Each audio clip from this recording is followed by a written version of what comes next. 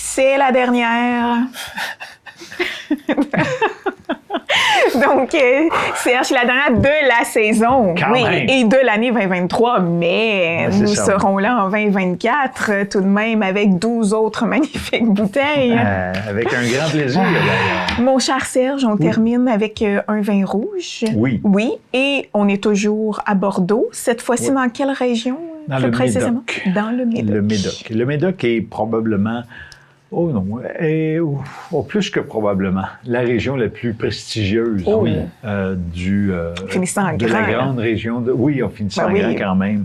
Et puis, comme on peut le constater sur la carte, le Médoc est dans la portion supérieure. On dit sur la rive gauche, on voit qu'il est entouré. Et puis, dans cette région-là, il y a 8 appellations différentes. Okay. Il y a 2 appellations qu'on dit régionales, donc la portion du Médoc qui est complètement au nord, le Grand Cercle, et puis les 3 flèches bleues indiquent les régions au niveau du Haut-Médoc, qui est, voilà, Haut-Médoc, oui, voilà. Et par la suite, les 6 ronds sont des appellations qu'on dit communales. Donc, c'est une commune, c'est un petit village. Chez nous, on appelle ça des villages, les autres appellent ça des communes. Mais je reviens au même. Et puis, dans cette même région-là, il y a eu le célèbre classement de 1855, qui, on peut dire qu'il a été immuable là, depuis ce temps, même si dans les faits, les propriétés, parce que la particularité, c'est que c'est les châteaux qui ont été classés. Okay. Et puis donc, le château avait, par exemple, la grandeur du studio en 1855. Et comme ça a été classé premier, deuxième, troisième, quatrième et cinquième cru, donc les premiers crus ont continué leur notoriété. Et donc, ils faisaient plus de sous. Fait qu'ils ont décidé d'acheter des vignobles, des terres ailleurs. Et donc, ils ont grossi leur superficie plantée et en conséquence, plus de vin nécessairement. Donc, mais vendu au même prix. Une petite subtilité aussi, une petite subtilité dans dans les conditions, là, tu sais, que tu c'est écrit en petit. Oui, c'est en petit, oui, voilà. Parce que je parlais des crus, il y en avait 60 qui ont été classés. Il y a 60 châteaux du Médoc qui ont été classés en 1855. Okay. Wow. Il y avait 5 premiers crus, après ça, 14 deuxièmes, 14 troisièmes, 10 quatrièmes et 18 5e cru classé. Et puis, donc, chacun, il y en a dans différentes appellations. Et on voit celle qui en a le plus, c'est la commune de Margaux, qui a 21 châteaux, et la commune de Pauillac, qui en a 18, dans différents crus. Et puis, nous, ce qu'on va déguster aujourd'hui, c'est un vin qui est du vignoble Château Méné, qui est un Saint-Estèphe, mais qui est le premier vin. Ça a été classé en... Attendez une minute. C'est un 5... Non, lui, il n'a pas été classé. Je m'excuse, il n'a pas été classé en 1855. C'était un cru bourgeois. Donc, c'est une autre catégorie de cru, un peu moins prestigieuse, mais tout de même importante dans cette région-là. Donc, les classements vraiment dans les châteaux à Bordeaux, dans la région du Médoc spécialement, ont vraiment une importance parce que aussi une importance en lien avec le prix. Je vous ai parlé des premiers crus tantôt. Château Latour est un premier cru classé. Et pour se procurer une bouteille, il faut quand même aller chercher 1 000 $ dans ses poches.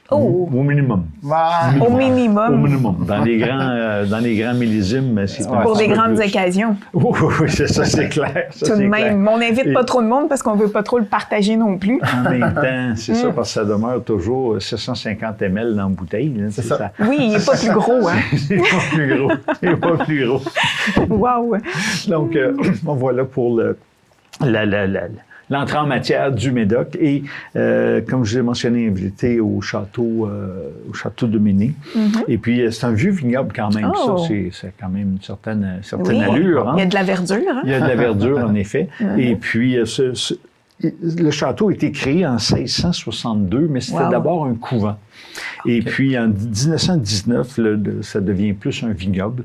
Et puis, on parle quand même de 50 hectares d'un seul tenant. Fait que ça, c'est quand même pas fréquent.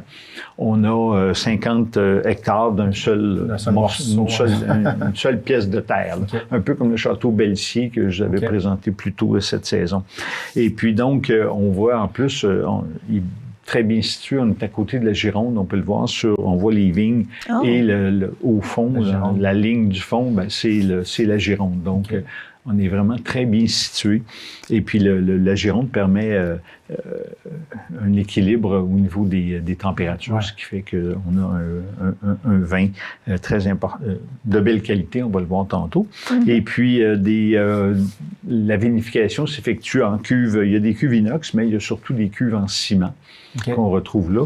Et celle qu'on voit, la première sur le bord, là, c'est 17 600 litres, donc 100... on rajoute un zéro, donc 176 litres. On va s'en servir surtout pour faire les assemblages, parce que les vins sont élaborés avec différents cépages et ils sont vinifiés séparément. Et par la suite, il faut faire la mise en bouteille. Donc, on va rassembler ça dans une grosse cuve comme ça. On va les laisser s'amalgamer parfaitement. Et par la suite, on va embouteiller. Et aussi, comme on retrouve souvent dans les châteaux dans la région de Bordeaux, ils vont produire un premier vin qui est avec généralement les plus vieilles vignes et puis un vieillissement un peu plus long en barrique. Et ils ont un deuxième vin plus abordable pour les communs, le monde comme nous. Les paysans. C'est ça, les prolétaires. Ouais, c'est ça. Voilà. Donc, et puis, lors de ma visite avec Thomas Hernandez, j'ai pu visiter justement les installations et aussi faire strictement encore là pour des raisons professionnelles. Une verticale des vins du Château Méné.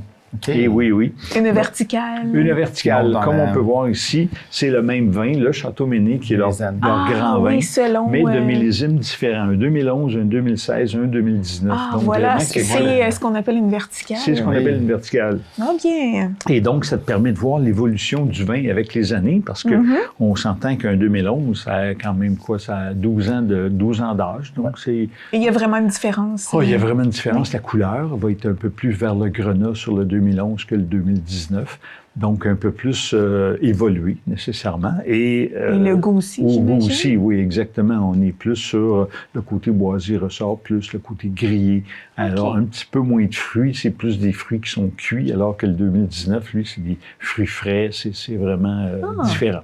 C'est strictement encore là professionnel. Oui, toujours. Quand même. Et bon, le Château Méné, là, c'est pas celui-là qu'on va déguster. Le Château Méné à SAQ, c'est environ 100 $. Fait que ça aurait été un peu difficile dans le budget, mais... Ah, c'est pour ça qu'on a la chapelle, nous. Oui, mais aussi, il est en rupture de stock. Donc, même à 100 $, il se vend rapidement. C'est ça. Oui, absolument. Et donc, on va déguster la chapelle de Méné, donc un assemblage de Cabernet Sauvignon majoritaire à 65%, complété avec du Merlot, et puis de l'appellation Saint-Estèphe. Donc, cette appellation-là a des grands crus, et puis vieilli en barrique environ 12 mois, donc quelque chose, on le perçoit au nez. Le boisé est bien présent, on a un peu justement c'est un 2018, donc on est plus sur les fruits frais, là, les fruits noirs comme de la cerise, de la prune.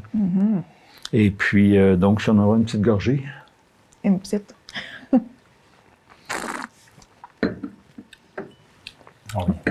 On a de la matière. On a de la matière.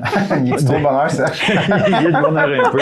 Oui, on ne dira pas à la maison à quelle heure on tourne la chronique aujourd'hui, mais un peu spécial. Il y a des gens qui sont encore sur le café à cette heure-là. Le café. Mais avec un gigot d'agneau. Quelque chose de ça prend de la viande. Ça prend de la viande, du bœuf grillé. Ce serait vraiment quelque chose.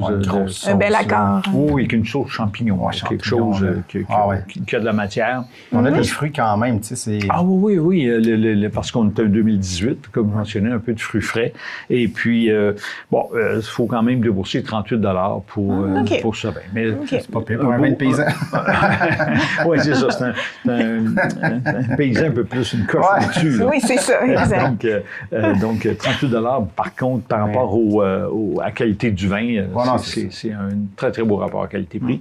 Donc, voilà, pour terminer notre saison 2023. Voilà. Oui, exactement. Un gros merci, Serge, pour toutes ces magnifiques dégustations et d'avoir partagé ton voyage dans un cadre de travail avec nous toujours. On retient, c'est ce qui est très important. Exactement. À l'année prochaine, Serge. À l'année prochaine.